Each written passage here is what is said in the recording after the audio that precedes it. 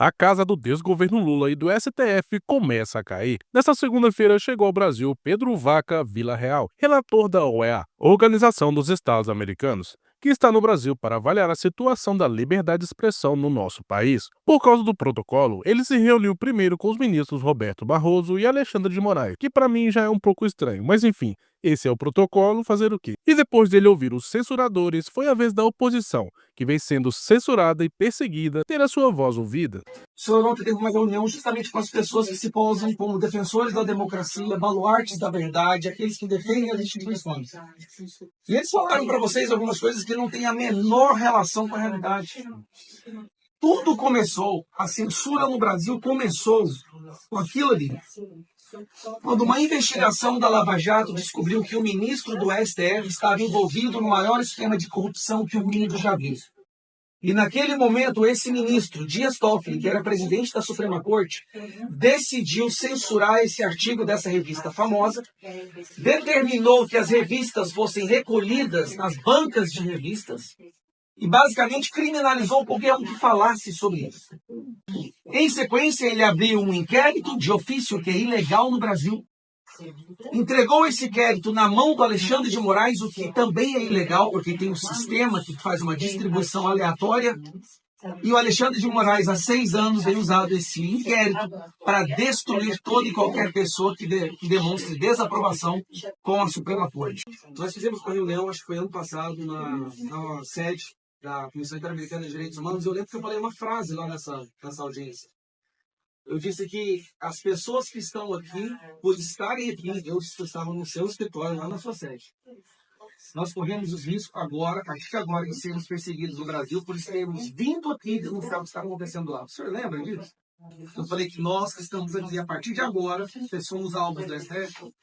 Gustavo Gayer mandou muito bem, expondo toda a perseguição e censura que ele vem sofrendo pelo STF e por um ministro em questão. Outro que teve a sua voz ouvida foi o deputado Nicolas Ferreira, que tem tirado o sono do desgoverno. Nicolas acabou com a narrativa furada, que os togados sofreram ameaça de morte. Teve com o Barroso e o Alexandre de Moraes, que disseram a respeito da suposta tentativa de assassinato que eles sofreram. Só existe uma pessoa nesse Brasil que de fato sofreu uma tentativa de assassinato, que é Jair Bolsonaro, e que inclusive é um ex-filiado do PSOL, tem que deixar isso bastante claro. Segundo ponto é que eu gostaria que essa reunião tivesse sido anterior a deles, que eu gostaria que você tivesse feito uma pergunta para o ministro Alexandre de Moraes, no seguinte sentido. Ministro Benedito, quando foi anunciado a vitória do presidente Lula no Tribunal Superior Eleitoral, ele vai até o ministro Alexandre de Moraes e diz: missão dada é missão cumprida. Eu gostaria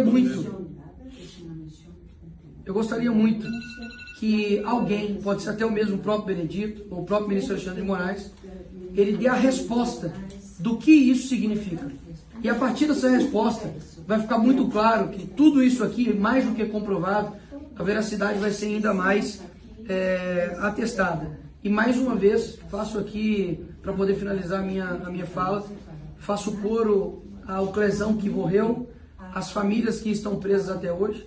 Tenho contato, por exemplo, com uma esposa chamada Norda, que tem o seu esposo preso, tem um filho de 8 anos, ela está grávida agora nesse momento, e que, enfim, está dependendo muito de pessoas como o senhor para poder ter a coragem, que eu vejo que falta em muitos homens na vida pública, para poder falar a verdade e expor ao mundo.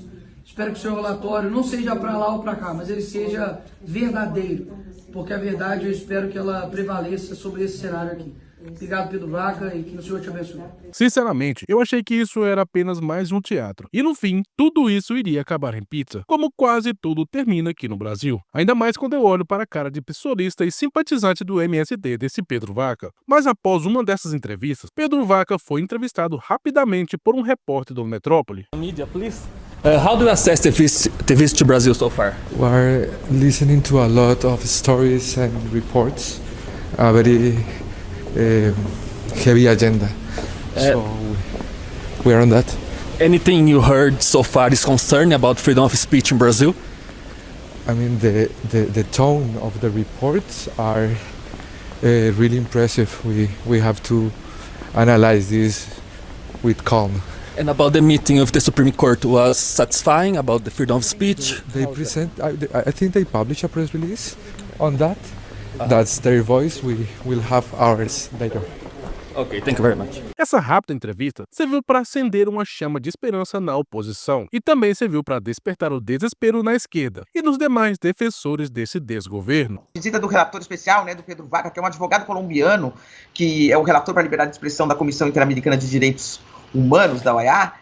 A visita dele, Megali, está agitando bastante os bastidores de Brasília e tem gerado uma desconfiança em setores do governo Lula e entre ministros do Supremo Tribunal Federal, na mesma proporção em que está gerando entusiasmo entre os bolsonaristas, né? Então ele teve com os ministros do Supremo Tribunal Federal, ele teve uma reunião com o presidente do Supremo, Luiz Roberto Barroso, e com o Alexandre de Moraes, e a conversa foi boa, foi amistosa, né? Mas apesar disso, há uma desconfiança de que ele vai fazer um relatório com críticas, né? E que essas críticas, Megali, não vão ser simplesmente críticas que vão ser rebatidas, ponto final. Não, com críticas, né, que vão ser usadas por integrantes da oposição para politizar o já previsto julgamento de Jair Bolsonaro. Vai ser tudo ao mesmo tempo, quer dizer, provavelmente o Supremo nesse semestre ainda marca o julgamento do Bolsonaro, né?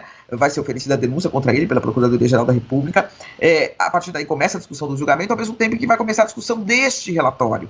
Então o conteúdo desse relatório, ele não vai ser um conteúdo inocente ou um conteúdo técnico simplesmente que vai aparecer na imprensa e tudo bem, não. Vão ser duas coisas paralelas, então esse é o temor, né? Depois que ele conversou com os magistrados, ele teve um encontro com parlamentares bolsonaristas, que eu não sei se você teve a oportunidade de ver os vídeos, Megali. Nesse encontro, os parlamentares fizeram críticas muito duras. O senador Magno Malta, por exemplo, ele colocou uma foto assim do ministro Dias Toffoli numa capa da revista Veja e falava: esse rapaz aí ficava dizendo que os ministros são estelionatários, que o Brasil vive uma ditadura, e o Pedro Vaca anotando tudo. E assim que ele deixou a reunião, essa reunião com os parlamentares bolsonaristas, ele foi questionado por um jornalista do Metrópolis, que estava na saída, e ele falou: o tom dos relatos é realmente impressionante, ou seja, dando ali já uma pista de para onde ele está atendendo, né? Diz que vai avaliar tudo com calma. Aí quando ele foi questionado sobre os ministros do Supremo, ele falou: eles já divulgaram um release, depois vai ter a minha voz, a nossa voz da comissão, a versão sobre aquela reunião e a versão sobre os fatos. Enfim, nas reuniões que ele teve com integrantes do governo, com integrantes do Conselhão, por exemplo, representantes da sociedade civil que fazem parte do Conselhão, o retorno que eu tive é que as reações dele, né, quando ouvia que há liberdade de expressão no Brasil, eles foram protocolares. Assim, é o sentimento que quem está conversando com ele está revelando, passando aqui para mim, que eu estou passando para vocês. Então, há uma certa desconfiança de como vem esse relatório. E mais do que isso, o que vai ser feito desse relatório? Que uso vai ser feito desse relatório? Que deve sair exatamente no timing aí do julgamento do ex-presidente Jair Bolsonaro. Há um temor também, uma percepção de que um relatório duro pode ser usado eventualmente até por Donald Trump para fazer alguma crítica, algum ataque ao governo brasileiro. Mas isso já é uma segunda consequência. A consequência principal é o relatório ser divulgado no momento em que o Supremo vai estar julgando o Bolsonaro. Então, como vem o relatório? Vai ter uma tentativa de desqualificação do Supremo ou não? Principalmente por ele ter falado que o tom das denúncias é impressionante. Muita gente entendeu que ele está tendendo a favor da oposição. E eu não sei vocês, mas a impressão que deu é que a esquerda e o STF estavam planejando julgar e condenar Bolsonaro. Só que a vinda da OEA acabou jogando um balde de água fria nos planos deles. Bem, eu posso até estar sendo inocente nesse caso, porém acho que agora estamos mais perto do que nunca de derrubar essa ditadura da toga. Eu ainda fico muito pé atrás com tudo isso. Não adianta só palavras sem ações, mas o que me deixa mais esperançoso é que não é só a OEA que tem interesse nesse relatório. Muita gente esquece que Donald Trump tem muito interesse em tudo isso. E ao lado dele está ninguém mais, ninguém menos que Elon Musk, que sofreu uma censura e perseguição do STF. E se pensarmos bem, a OEA só veio ao Brasil depois que o Trump assumiu. Antes, todas as denúncias eram arquivadas. Mas enfim, eu ainda prefiro esperar para ver.